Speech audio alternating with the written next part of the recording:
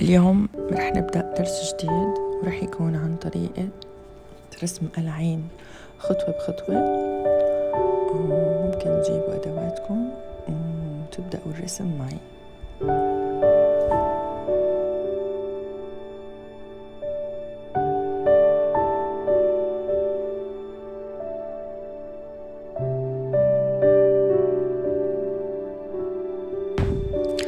أول شيء إذا تخيلنا العين بشكل ظاهري فهي عبارة عن شكل بيضاوي وبداخله كرة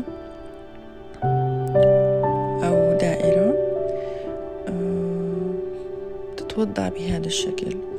طبعا رح ننتبه كتير إنه نحن ما لازم نرسم الحدقة أو القزحية إنه هي عبارة عن دائرة بقلب العين، لا، هي رح يكون ظاهر منها بس تلتين تقريبا، والتلت الباقي هو مخفي. وهلأ خلونا نبلش مع بعض برسم العين خطوة بخطوة. طبعا أنا رح أرسم يعني عين من الذاكرة.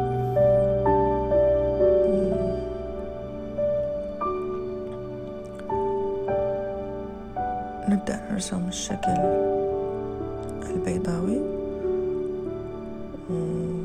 وما ننسى هذا النتوء الصغير هو المدمع تبع العين.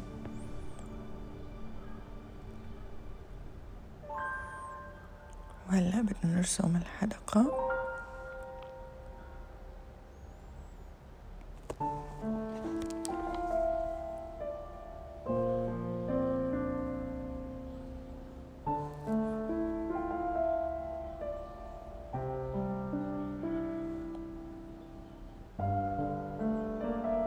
هلأ بدنا نحدد الخط الداخلي للجفن السفلي.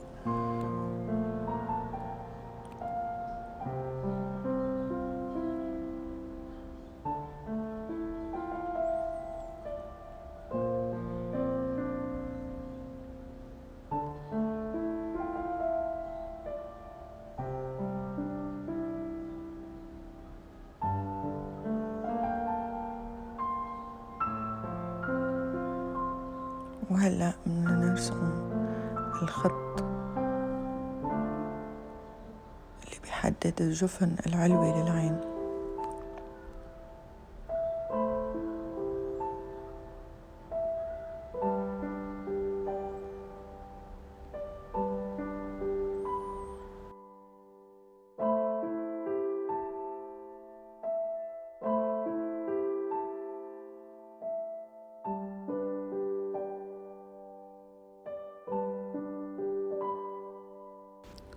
وهيك بنكون خلصنا رسم شكل العين، ورح نبدأ هلأ بالتظليل والإعطاء القيم اللونية اللي رح تعطينا شكل العين الواقعي أو قريب الواقعي. طبعا العين فيها تفاصيل كتيرة، وكل ما تعمقنا بالتفاصيل وبطلع عنا عين واقعية أكتر. واليوم راح أعطيكم أهم خطوات بحيث أنكم يعني تقربوا من أنه ترسموا عين واقعية بطريقة سهلة.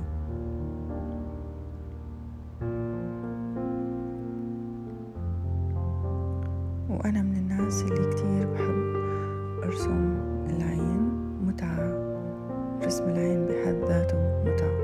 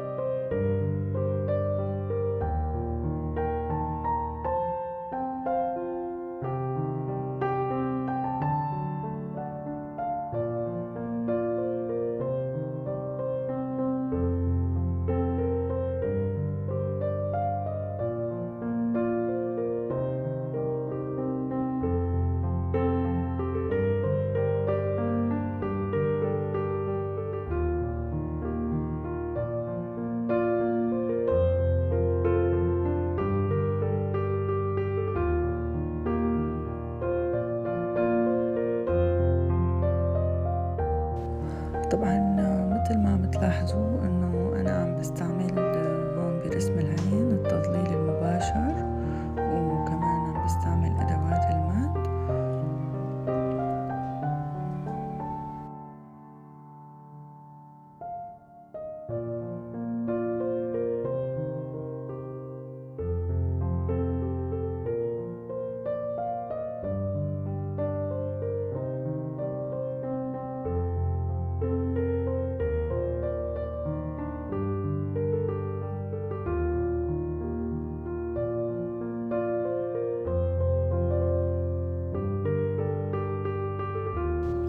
لرسم الرموش نتبع هي الأسهم، بس هو مو مقياس ثابت، بس يفهم كيف منبت الرمش، ودايما التفاصيل بتختلف من شخص لآخر، مثلا كثافة الرموش، رموش خفيفة إلى آخره.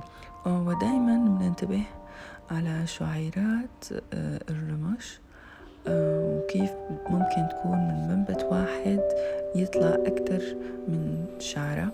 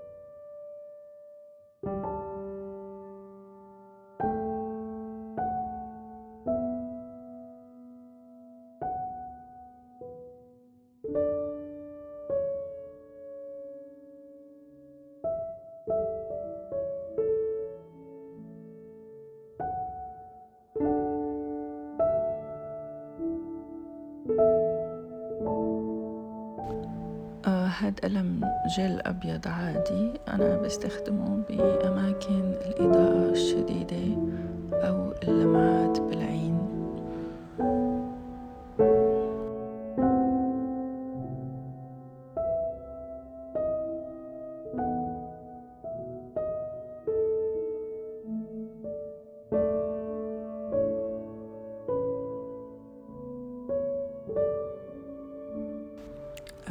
هلأ حنبدأ برسم الحاجب، ورح أرسم لكم مخطط لمنبت شعيرات الحاجب. دائما لما نرسم الحاجب رح نتبع هاي الأسهم، بمنبت الشعيرات. وطبعا الحاجب كمان بيختلف كتير من شخص لآخر، كمان ما له قاعدة ثابتة.